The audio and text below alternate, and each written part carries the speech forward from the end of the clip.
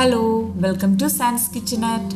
ഇന്ന് നമ്മൾ തയ്യാറാക്കുന്നത് വളരെ രുചികരമായിട്ടുള്ളൊരു ചിക്കൻ ബിരിയാണിയാണ്. അപ്പോൾ നിങ്ങൾ എൻ്റെ ചാനൽ ആദ്യമായിട്ടാണ് കാണുന്നതെങ്കിൽ പ്ലീസ് ഒന്ന് സബ്സ്ക്രൈബ് ചെയ്തേക്കണേ. വീഡിയോ ഇഷ്ടപ്പെട്ട ലൈക്ക് ചെയ്യുക, ഷെയർ ചെയ്യുക. അപ്പോൾ നമുക്ക് നേരെ തന്നെ ബിരിയാണി ഉണ്ടാക്കാനായിട്ട് തുടങ്ങാം. അപ്പോൾ ആദ്യമേ തന്നെ നമുക്ക് ബിരിയാണിയിലേക്ക് വേണ്ട സവാള ഒന്ന് ഫ്രൈ ചെയ്തെടുക്കാം. ഞാനിവിടെ 2 സവാളയാണ് എടുത്തിരിക്കുന്നത്. അപ്പോൾ സവാള ഫ്രൈ ആയി വന്നിട്ടുണ്ട്. അതിനുശേഷം കുറച്ച് കാഷ്യൂ നട്ട്സും റൈസിൻസും കൂടി ഫ്രൈ ചെയ്തെടുക്കും.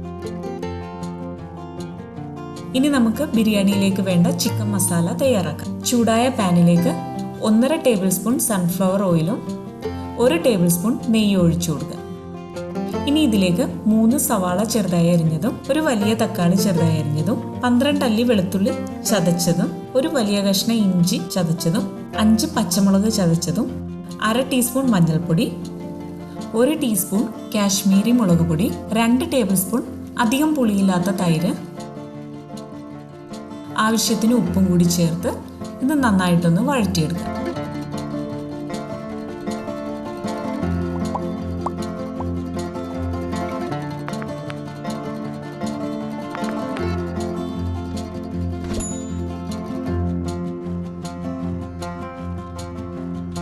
അപ്പോൾ സവാളയൊക്കെ നന്നായിട്ട് വഴന്നു വന്നിട്ടുണ്ട്. ഈ സമയത്ത് ഞാൻ ഇതിലേക്ക് ഒരല്പം പൈനാപ്പിൾ എസൻസ് ചേർത്ത് കൊടുക്കുന്നുണ്ട്. ചിക്കൻ ബിരിയാണിയിൽ പൈനാപ്പിളിൻ്റെ ആ ഒരു രുചി എപ്പോഴും ബിരിയാണിയെ വ്യത്യസ്തമാക്കും.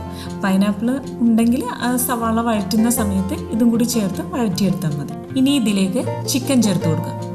ഞാനിവിടെ 1 കിലോ ചിക്കനാണ് എടുത്തിരിക്കുന്നത്. ഇനി ഈ ചിക്കൻ നന്നായിട്ട് മസാലയുമായി ഇളക്കി യോജിപ്പിക്കാം. അതിനുശേഷം ഇതിലേക്ക് കുറച്ച് പുതിനയിലയും മല്ലിയിലയും ചേർത്ത് ഒന്ന് മിക്സ് ചെയ്തതിന് ശേഷം ഒരു 10 മിനിറ്റ് ഇത് മൂടി വെച്ച് വേവിക്കാം.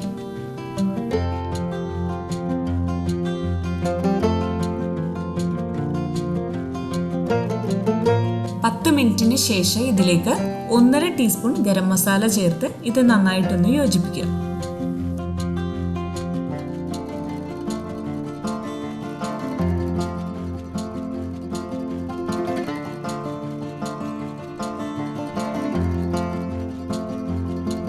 അതിനുശേഷം ഇതിലേക്ക് 1/2 കപ്പ് ചൂടുവെള്ളം ചേർത്ത് ചിക്കൻ നന്നായിട്ട് വേവിച്ചെടുക്കാം.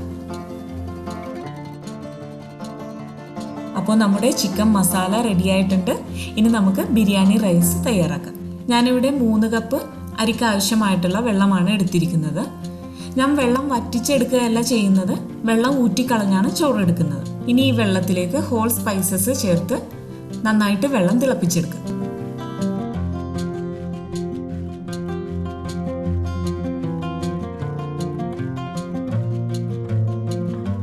അപ്പോൾ വെള്ളം നന്നായിട്ട് തിളച്ച് വന്നിട്ടുണ്ട്. ഇനി ഇതിലേക്ക് ആവശ്യത്തിന് ഉപ്പും 1 പച്ചമുളക് നീളത്തിൽ കീറിയതും ചേർത്ത് കൊടുക്കുക. ഇനി ഇതിലേക്ക് അരി ചേർത്ത് കൊടുക്കുക. അരി ഞാനിവിടെ 30 മിനിറ്റ് കുതിർത്ത് വെച്ചാണ് ഉപയോഗിക്കുന്നത്. ഇനി അരി ഒരു 8 മിനിറ്റ് മൂടി വെച്ച് വേവിക്കാം. പല അരിക്കും വ്യത്യസ്ത വേവായിരിക്കും, അതനുസരിച്ച് വേവിക്കുക. ഒരു 80% വേവാകുമ്പോൾ ഇത് കോരി മാറ്റാം. ഇനി നമുക്ക് ബിരിയാണി ദം ചെയ്തെടുക്കാം. അതിനായിട്ട് തയ്യാറാക്കി വെച്ചിരിക്കുന്ന ചിക്കൻ മസാലയിലേക്ക് ഫ്രൈ ചെയ്ത് വെച്ചിരിക്കുന്ന ഒണിയനും കാഷ്യൂ നട്ട്സും റൈസിൻസും മല്ലിയിലയും പുതിനയിലയും ചേർത്ത് കൊടുത്ത് അതിന് മുകളിൽ ചോറും ചേർത്ത് കൊടുക്കുക. ഇതുപോലെ തന്നെ വീണ്ടും ഒരു ലെയർ കൂടി റെഡിയാക്കാം. അതിനുശേഷം ഇതിലേക്ക് ഒരല്പം പൈനാപ്പിൾ എസൻസും ആവശ്യത്തിന് നെയ്യും ചേർത്ത് ഇതുപോലെ തന്നെ മറ്റൊരു ലെയർ കൂടി റെഡിയാക്കി എടുക്കുക.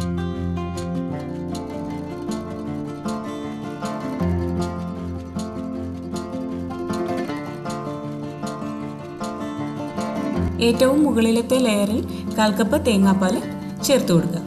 തേങ്ങാപ്പാൽ ചേർത്ത് കൊടുക്കുന്നത് ബിരിയാണി ചോറിന് നല്ല സോഫ്റ്റ്നെസ്സും അതുപോലെ തന്നെ രുചിയും നൽകും.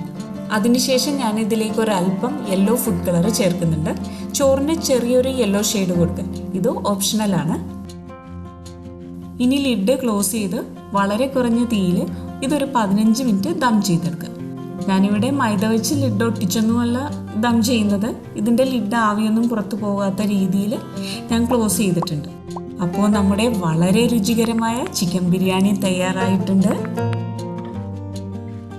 ഇതിൻ്റെ കൂടെ നല്ല നാടൻ വിനാഗിരിയിൽ സവാള ചേർത്തുണ്ടാക്കിയ സലാസും അല്പം അച്ചാറും കൂടി ചേർത്ത് കഴിച്ചു നോക്കൂ. അടിപൊളിയാണ്. എല്ലാവരും ട്രൈ ചെയ്ത് നോക്കുക. Thanks for watching.